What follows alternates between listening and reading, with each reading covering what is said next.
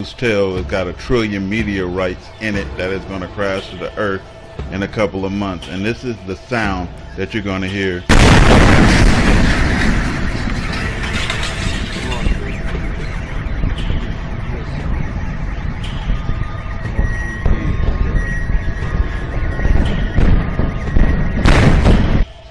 Even the small ones like this make a huge noise that sounds similar to a car crash, and that was a larger one, as you saw the smoke in the sky, and we'll see the results of a small one. A loud crash outside.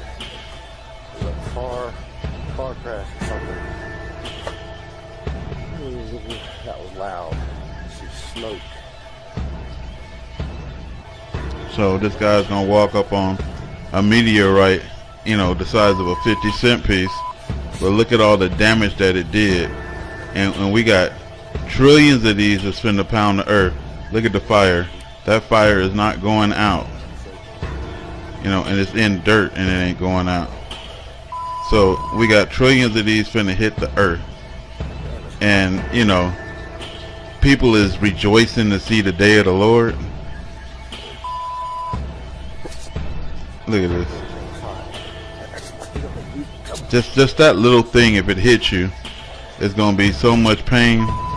I mean, that little thing right there might just destroy you. That's all it takes. And these things are supposed to be 70 pounds and more, 70 talents, says the scriptures. Now we're gonna get into a larger one. This is a larger one, and then we'll see the damage that a larger meteorite can do when it hit the earth. So just like I said, it's going to be a loud boom with these, and then all of a sudden, you know, fire and destruction.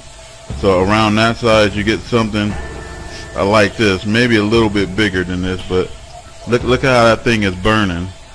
And I keep trying to tell you, these are fires from hell. Fires from hell. That's what it is. And they just continuously burn. You can spray that with a fire extinguisher. That is not going out, folks. It will not go out.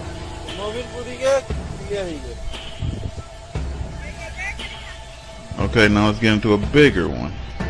So if you get something around this size right here, imagine the noise and the boom that it's going to make when it hits the earth. And then you got something like this. Вот такой вот метеорит, ребята. Делаем фото специально для Comedy Club. Вот так вот. Да. Дела. Тут такая вот всякая шняга. Непонятное вообще что-то такое лежит. Горит, главное, так знатно. Может, это что-нибудь вообще вредное, мы тут стоим, обучаемся. Зато видео снимем. Че, родителям покажем. Now, like I said, 1,000,000,000 of these is going to pound the earth into powder, says Revelations. Now, you get something this big coming down. And I'm just trying to make you understand the day of the Lord and this fiery mess that's finna come upon the earth. Look at this.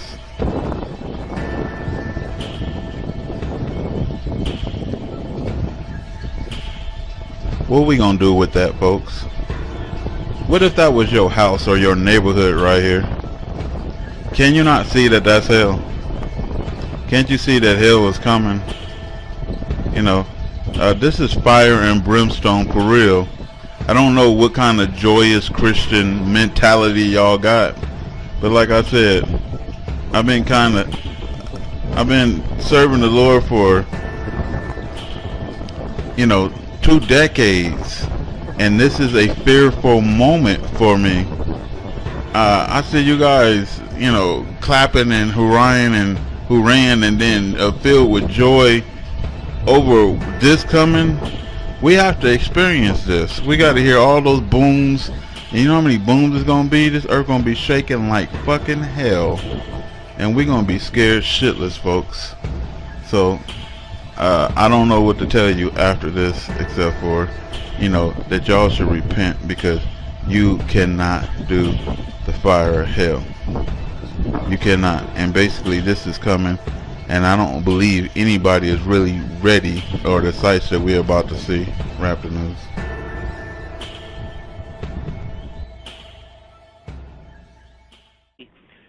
Two discs of 2 hours each. It's a 4-hour information disc, educational disc on what we're getting at right now.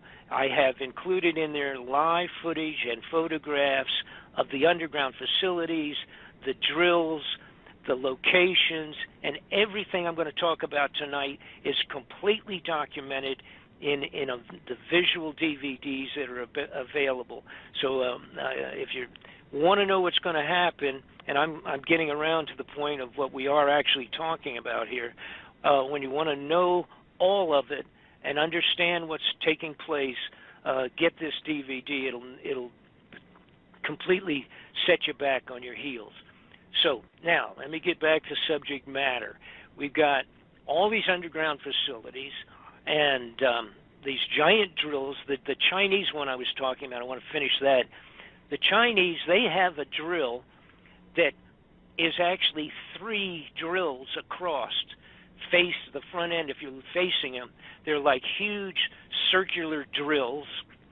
The one on the left and the one on the right are big enough for an 18-wheeler to drive into the hole that one of them would make. They have one drill that is one of those huge drills on each side, and then in the middle is one larger drill that if you were inclined to do so, you could stack an 18-wheeler on top of another 18-wheeler and drive in through that thing. So you have 3 across the face of the drills that they've been using in China. I do have photographs of inside the Chinese tunnels. I have the information and pictures on the ones in Russia, and we have, of course, the complete, actually live footage of inside the tunnels and the underground hideouts in the United States. Some of these are created where they are primarily going to grow greens and foodstuffs underground. Complete setup, greenhouse configurations underground to be able to continue fresh vegetables and animals and fish underground in these specialized growing facilities. And again, they're all interconnected by highways big enough to have drag races on them.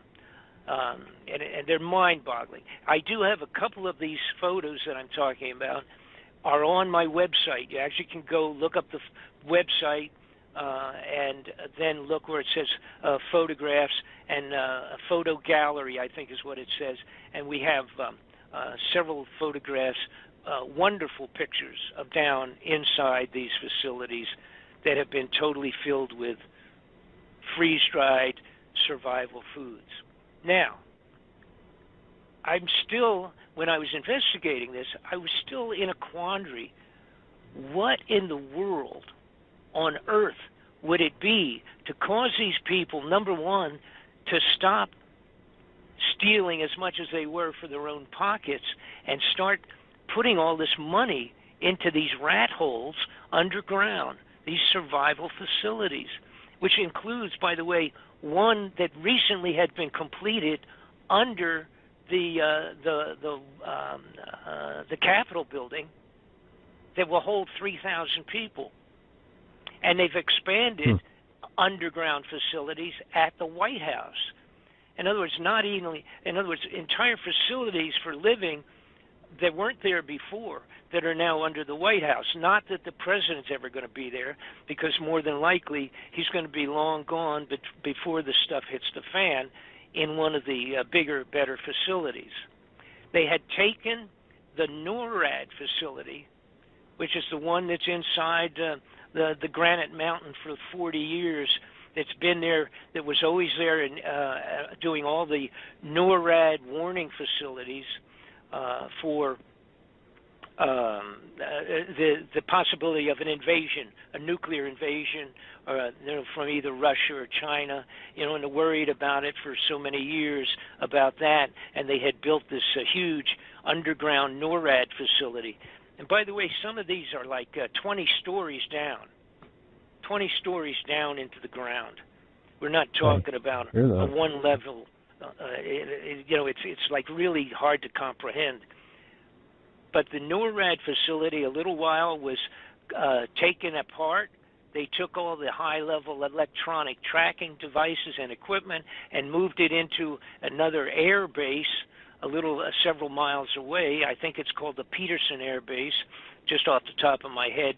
All of this, again, is in the DVDs that I'm talking about. Everything we're talking about is covered in the DVD. By the way, it's called Nibiru. The Incoming of Nibiru is what the title of the DVD is. Because what I finally... Yeah, I was seeing that on your website. Yes. Excuse me? I was seeing that on your website. Order the new Incoming Nibiru DVD from the store. Right, and that's the one that literally is 4 hours. It's rather tedious, and believe it or not, we had cut it down like an hour and a half, and I hated to do it. I had to take so much out, but the bottom line is everything will be explained very thoroughly and completely in this DVD. We try to answer every possible question that would come up. Now, let me get back on track. Here's where, so I'm sitting here and I'm saying, well, what would it be that would scare the leaders of all these nations so badly that they actually would be building facilities for themselves with our money, of course, being kept completely secret for the most part, and people kept completely away. You can't go to these. And by the way, I do have a list of the locations of most of the facilities on my website where they are in America. But what is it that would ever scare all the leaders of the world to go about creating and spending this money for 20 years? And somebody came to me at a high level and simply said, it's probably Planet X, Nibiru. And I said, oh, I had heard about that. Everybody had heard a little bit about that thing, and it's one of those things where automatically when somebody says, it's called Planet X because that's Roman numeral 10. Actually, it doesn't mean X like in mysterious. It actually means Roman numeral 10 for the 10th planet, and that it's on this huge, elongated orbit going way out past Pluto and then coming back in, and that it's like a 3,000-year orbit, an elliptical orbit, and it will be coming back through. Well, again, like everybody else, I didn't even want to hear it because I thought, oh, this is one of these things that when somebody says it, you expect somebody else or in the background you'd want to listen to, you wanted to hear the spooky music to play background when somebody starts talking about quote-unquote Planet X coming back. But the bottom line was this. I asked a couple people, I said, is there any possibility to it? Is there a truth to this thing? Who's studying this? Where can I find out about this thing? I mean, if this is, and that, because then it did make sense.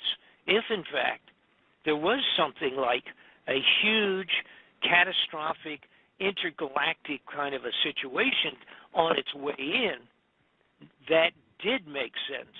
As crazy as it sounds when you first hear it, but it only sounds crazy if you don't know anything about it. So I spent about 9 months getting with everybody that ever had written a paper on this thing to find out if it was real, astronomers, and all the stories connected with it. And I found out about a fellow named Sitchin, who back in the 60s had said that he had deciphered 2,000 clay tablets from the nation of Sumeria many years ago. In the 60s, the clay tablets were 4,000 years old, and once they deciphered them, it tells a story in great depth of this Planet X, Nibiru, coming back around every 3,600 years, and that was what caused Noah's floods, and that was what caused all these biblical descriptions of the stars falling from the sky and killing 100,000 soldiers back during the time of the Israelis, and all of the biblical references to a thing called wormwood, which is this giant planet that would return every once in a while to destroy and clean off the face of the earth. And so I'll summarize it by saying this. After contacting the people, getting all of the information I could from every possible direction, astronomical, scientific, biblical scholars, etc., I came to the conclusion that there is no question that Nibiru, Planet X, is on its way back in, that Ronald Reagan discovered it, was given the information by his people, and George Bush, approximately 1983. That was when everything started changing. That was when they finalized all these, started finalizing and completing these tunnels. And that's what it is all about.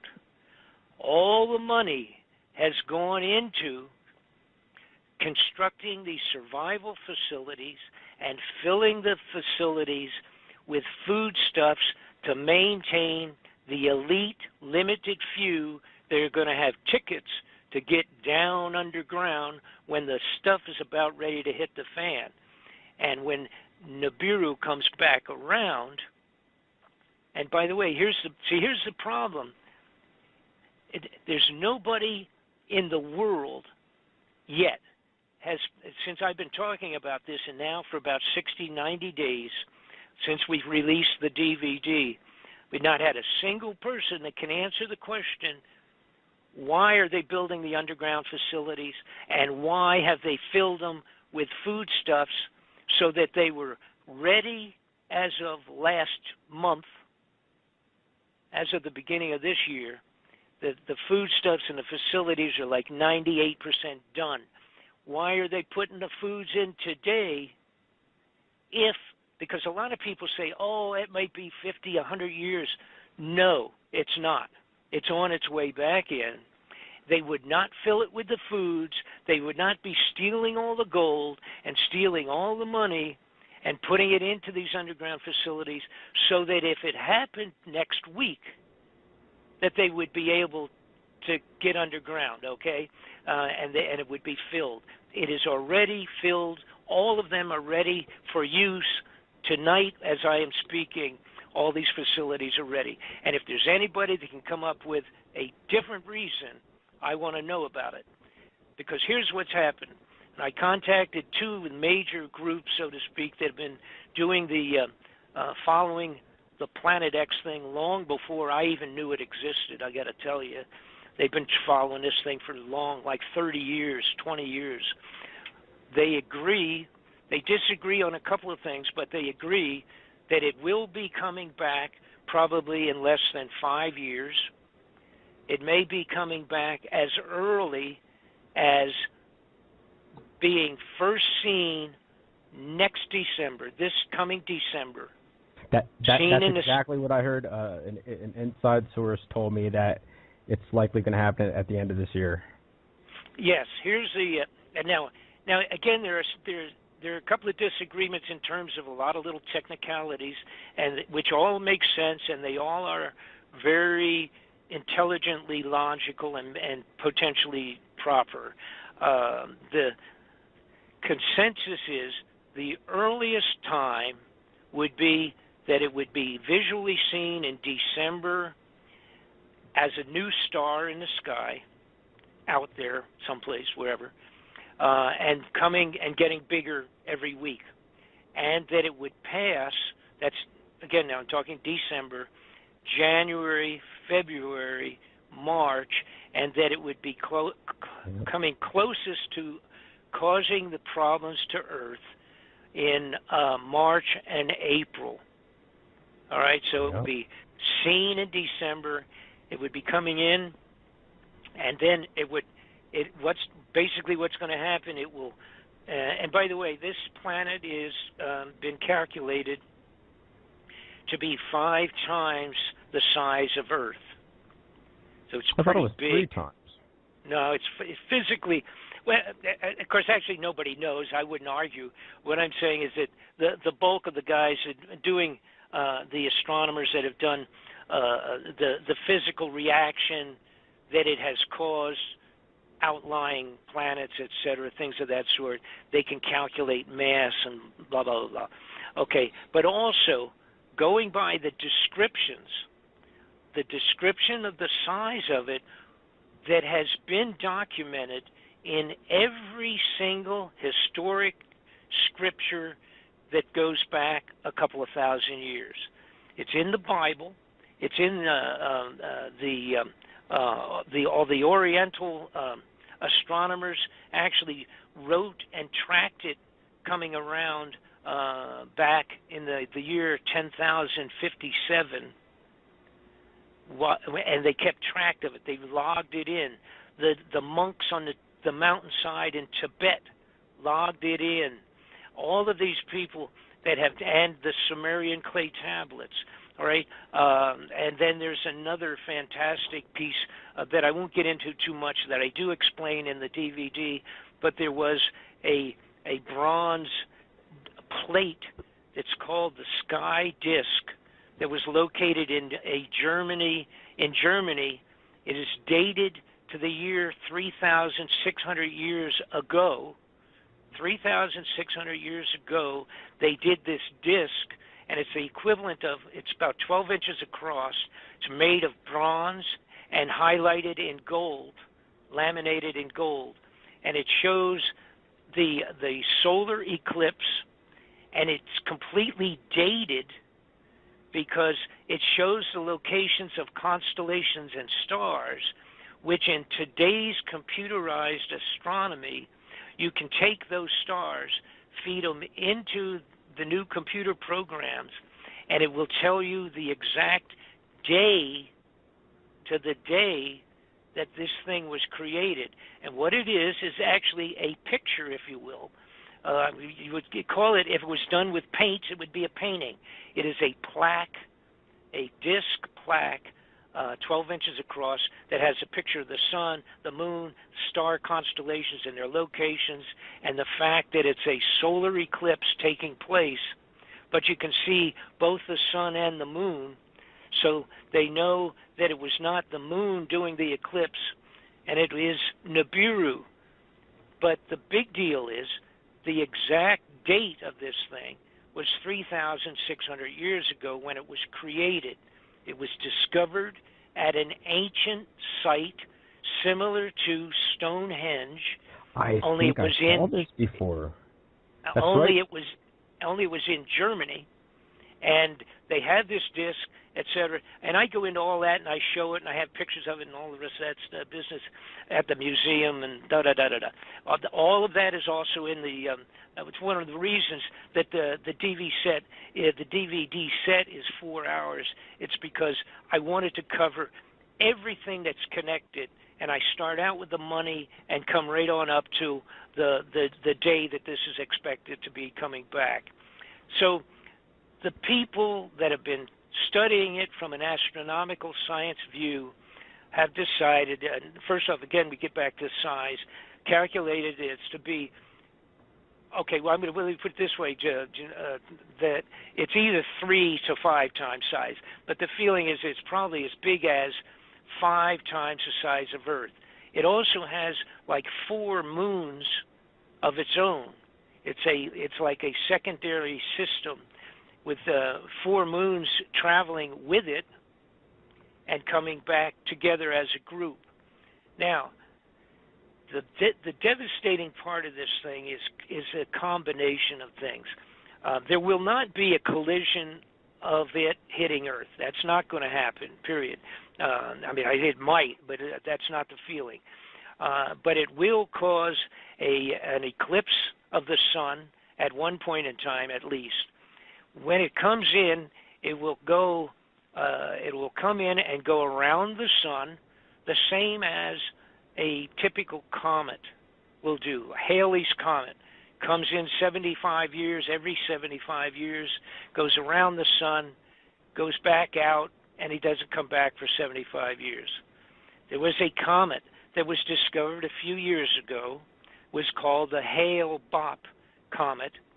It came close by, passed behind the sun in 1997, if I'm not mistaken, and it came 97, went around, and went back out. Now that one, and this is important, that one is on a 4,200-year orbit. And the reason I say it's important was when I first heard that the Nibiru would be possibly a 3,000-year comet, or a 3,000-year orbit, not being tremendously schooled in astronomy at that time, I thought, that's kind of goofy. What, you're trying to tell me this thing goes out, 1,850 years and then comes back 1,850 years, to constitute a 3,000-year orbit. I said, that sounds stupid. But when I found out that the Hale-Bopp is on a longer one of 4,200 years, well, then I was wrong. That's not stupid, because it's a reality in terms of the traveling of a comet. Now, this thing is not a comet. I have to reiterate this. So its tail, and this thing will have a tremendous tail dragging behind it of space junk, meteorites, and big pieces of rock and what have you being dragged along behind this thing. Believe it or not, Halley's Comet, the tail is 24 million miles long. Now, the Nibiru tail, which again is not going to be frozen ices and pieces of dirt, it's going to be meteors and meteorites, if you will. When it comes in, passes around the sun, then the Earth on its regular orbit will pass through the tail 2 times. So we will be bombarded with asteroids and things of that sort, pretty good-sized stuff, 2 different times. The first time when it goes around behind the sun, and then we will pass through the tail. And then we will continue going around. It will pass and most likely go back out again. And when it goes back out, we will go one more time on our regular orbit through the tail, actually a second time. And it will take, according to the mathematics and the size and the angularity of this thing passing through the tail, it will probably take about 1 hour for the Earth to go through which is going to be a meteor storm like nobody's seen since the time of the Bible. No, I remember studying up on what Nancy Leader had to say from Zeta Talk, and she claimed that the Planet X is made out of mainly iron, and that the tail is made out of mainly iron dust, and it's red, and when it passes us, it's going to get the whole planet like dusty, of course, with the meteors and everything, but it's going to turn all the water red. And I pretty much agree with all of that. That I believe that to be totally true. It's always been depicted in all of the graphics. And by the way, you'd include stuff on the walls of cave walls, for crying out loud, on this thing. But the Chinese have pictured it, and again, the Chinese astronomers that did this back in the year 1050 or whatever it was, when the Chinese astronomers did their work for the emperor, if they screwed up or they did something that was considered to be an error, they cut their heads off. Yeah. They just cut their heads off. So you're not talking about this isn't a hoax that somebody made and came up with 3,000 years ago. In case those of us have to realize, these people weren't screwing around with putting together crazy hoaxes back in the year 2000.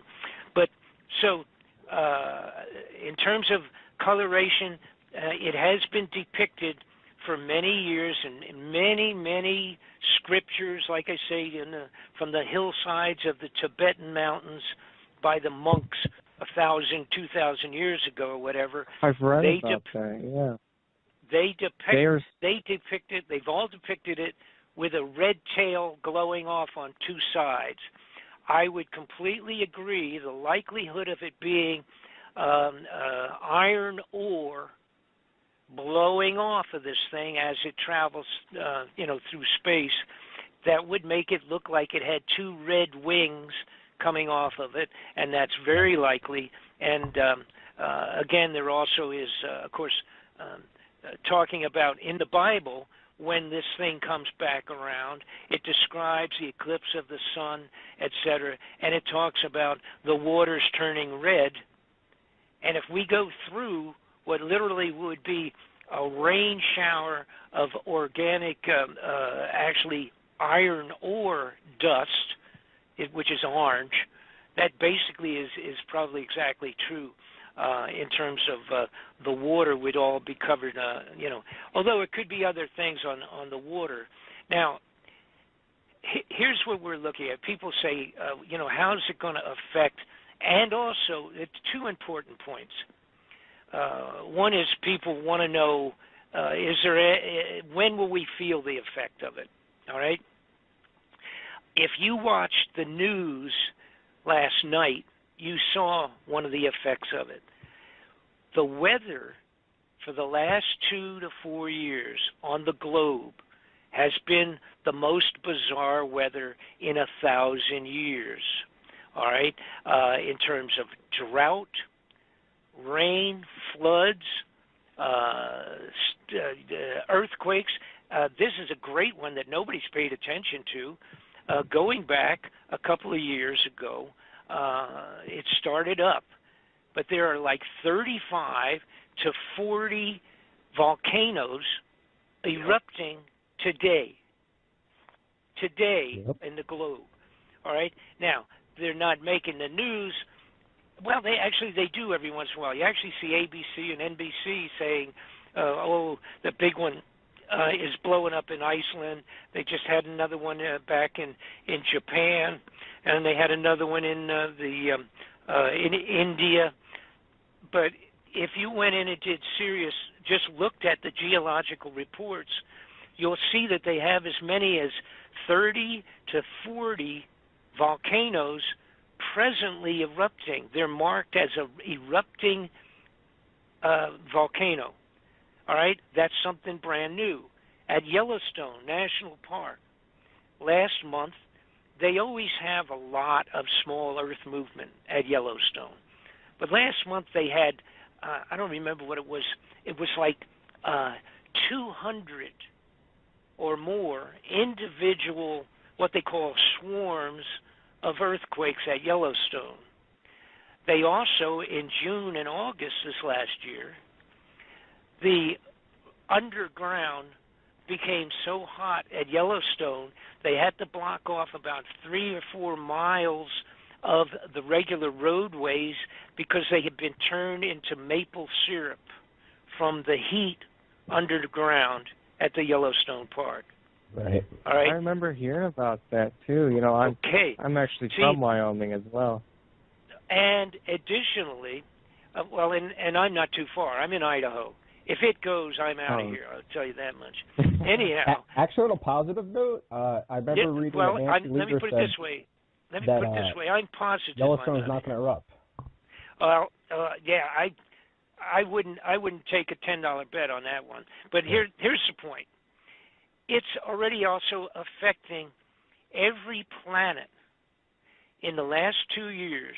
Every planet in our solar system, starting out by Pluto and coming back in, has started to change its temperatures. They're all going up.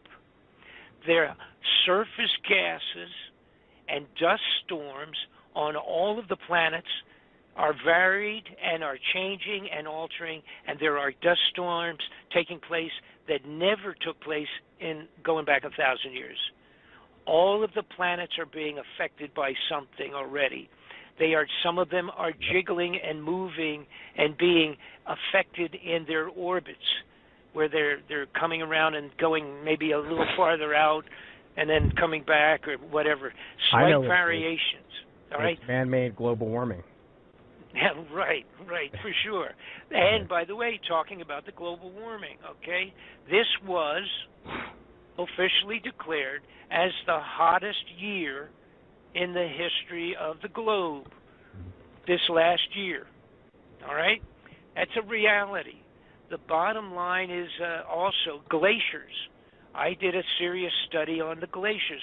So because I got aimed by a variety of scientists over the last 2 years while I've been studying this thing, when I would read papers, et cetera, and I would be turned to, go to this, look at this reference, do this reference, and I studied an entire, I think it was like a 2-hour program done originally by a photographer, and then he brought in scientists because he realized what he was photographing, and that was that the ice caps and these glaciers are melting from underneath.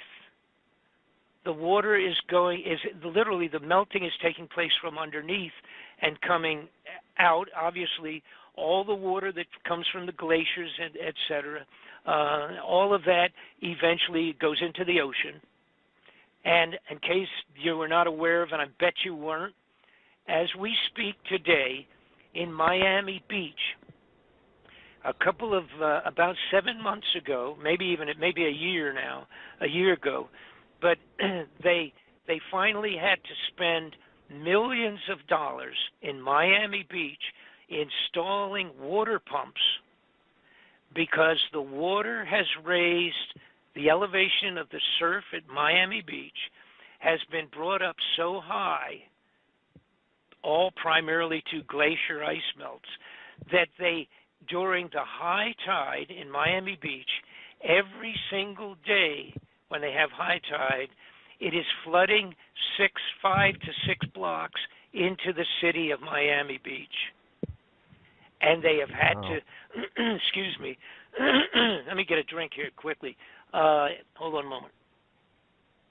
Okay. They literally have had to put millions of dollars of pumps to salvage the city of Miami Beach from the store, so that the storefronts wouldn't all be destroyed. Sounds like it's not become like Indonesia. It's the point is the water has come up that high. You know, people say, oh, well, I don't think, well, and how much is it going to take before that melts, and how long will it go? Oh, that'll be 10 years, and at this rate, and all that rate and everything. No, baloney, folks. It's done as we speak. While I am talking now, the water is so high at Miami Beach that they have to put pumps in for the high tide every day today. Now, they've been in there for at least 6 months, maybe even 8 or 9 months now, pumping the water. They just automatically switch on at high tide and try to keep it out. To be honest, that's the last of the problems that people in Florida are going to have to worry about. If you're in Florida, it's not the best place you want to be, or New Jersey, or the West Coast. No. Well, yeah, Florida. No, Florida is even worse. See, I lived there. I lived in half of my life in Florida. And my son and one of my boys is there, works there, has been there for. Matter of fact, you'll get a kick out of this. He manages the biggest recording studio in the United States in Florida, and been there for 30 years. I used to be in the music business. I was the promotion director for the southeast part of the United States for MCA Records. I introduced Elton John to the United States, and been on the road with the Who, and et cetera, et cetera. Okay, this is before the government decided to mess around with me. Okay, so much for that. The planet itself, when it comes close enough, it already is affecting the sun. The sun's going crazy. Everybody's, all these phony, lying people out of NASA and everything, saying, gee, we don't understand what's going on with this, and we don't know why that's happening. They're lying. They know where it is. They know what it is. By the way, the Vatican knows what it is and is completely involved with keeping it as quiet as they can, along with our corrupted governments, because, and I'll give you, this is a wonderful little story that, again, I didn't know until I got into this. A couple of years ago, the Vatican built a huge infrared telescope, all right, and they run it, oversee it. It's being run, and of course, scientifically overseen by astronomers of the highest level. Right. But it's located in Arizona. Is this And the one it's they named? It's called Lucifer or something? Yes, sir. They named it Lucifer, and it directly relates to, as the same as Lucifer does, it directly relates to Nibiru, the planet coming back in that's going to cause so much grief. And you see, Nibiru does not have its own light at all, so it's a reflective body.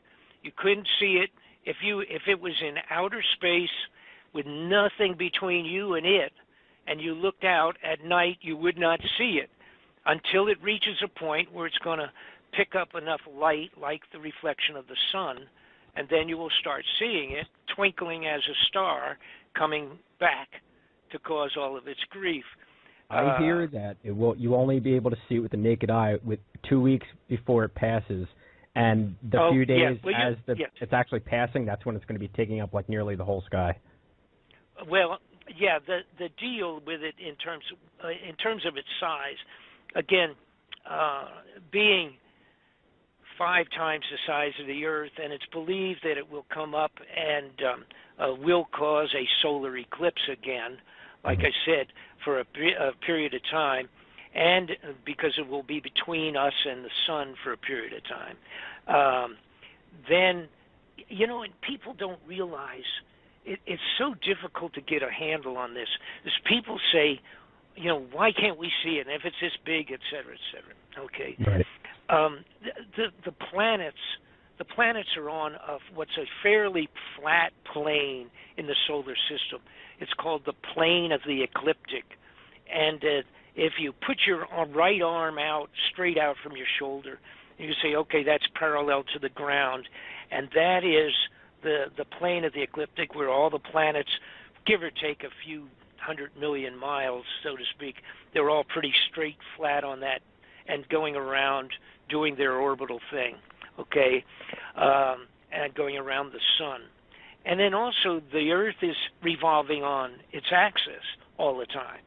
So you get double movement of the Earth, and you have the sun, which is unbelievably gigantic, to try and do a picture or a photo or something of that sort that would show it in some kind of a realistic comparative size. You can't do that. The distances are too far. The sun is too large in diameter, just gigantic in its diameter. Now, here's what's happening. You put your arm out, and you're representing out to the right of you, representing the flat plane of the ecliptic. If you go down about 12 or 8 inches, that would be approximately 30 degrees down, or 30-degree angle off of the ecliptic flat plane. It is said, and this is where you have 2 different groups in conflict. Some of the astronomers are feeling that this is going to be coming up on that kind of a 30-degree off of the flat plane that our planets are on. In that case, you have no idea when you're first going to see this thing. See, because it's not coming in like you could just say, oh, well, look, it would be to the right of Jupiter up there, or Saturn. You look up there, it's just going to be to the right. No, it may not be at all. And my understanding is that as we speak today, that it's completely on the opposite side of the sun, so you wouldn't see it no matter what. So Right. The idea of somebody saying, well, tell me where it is and I'll find it because I'm really good with my telescope. No, that's not going to happen. And people just can't get a handle on that. And like you said, it will probably be seen in the sky like a star in December. And then coming back, like I say, coming in, it will be getting bigger and bigger. Now, and then March and April. And the reason that I'm saying that is all of the studies going back when all of these previous sightings of this event was always in the March and April period of time. So what everybody is saying, and most everybody that's been studying it agrees, that it probably will be, again, March and April. So that if it doesn't appear this next December in the sky, which is considered to be most likely, the second most likely date would be another full year on the calendar of the next year, but it will be, again, visual in December, seriously passing close in March and April. Because those are the dates and the period of time that it always previously had passed. So therefore, that's why we're not talking about August, we're not talking about next week, but they potentially are talking about next Christmas, the visual as a star, and then March and April, the problems. Now, I believe, yes, sir. Sorry to cut you. I have a bunch of questions here. I mean, so go ahead and ask, and let me see if I can answer them. Yeah, I mean, because when this does come around, I would think what is the government going to do? I mean, obviously, are they going to try to bring about martial law to distract us? Or are they going to shut down the internet and the electricity? Or, I mean, they're going to wait for martial law, and then no. And as a matter of fact, let me give you exactly what I am sure will happen. Okay, and I'm just positive of this, and I would bet money, but you wouldn't be around for me to collect. Right. Okay. Here's what's going to happen. And I hope I'm wrong too. You can have me back in a year, and you can say, "Boy, are you the jerk of the month?" You're the biggest fool we've ever had on. Okay, and that's fine. I'll be glad to come back. But then I'd probably just be telling you, hold your breath because next year is coming. Right. All right. Anyhow, the bottom line is with this thing, they can never, ever announce that this even exists. The government cannot announce officially that this thing even exists out in Never Land. Although, a lot of people missed it, but it was only a couple of, I'm going to say 60 days ago, that one of the big universities said they had absolutely identified 2 giant planets out past Pluto. Oh, no, we heard this. Yeah. Okay. Now, let me get back to where I'm at. Here's the government. They cannot at all tell at any time that this is coming. The moment you ever did that, there would be uncontrollable panic on the globe. And we're not just talking in New York City or Omaha. We're talking. Where are you guys located? You're on the East Coast. Northeast PA and the Poconos, yeah. Yeah, are you up there? You're in the Poconos. Okay. I used to live in Asbury Park. All right. So, okay. That's where my mom grew up in, Asbury Park.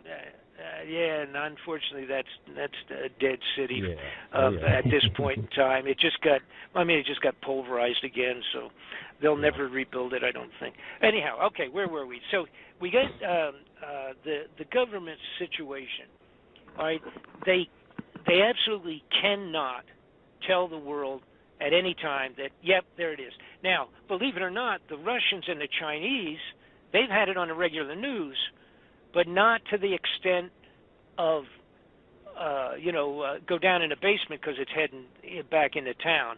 But they have reported it, see, and on several times in Russian television, they've been right on their news, and they came out and said, the astronomers are watching this thing and they're not sure, and maybe this and maybe that.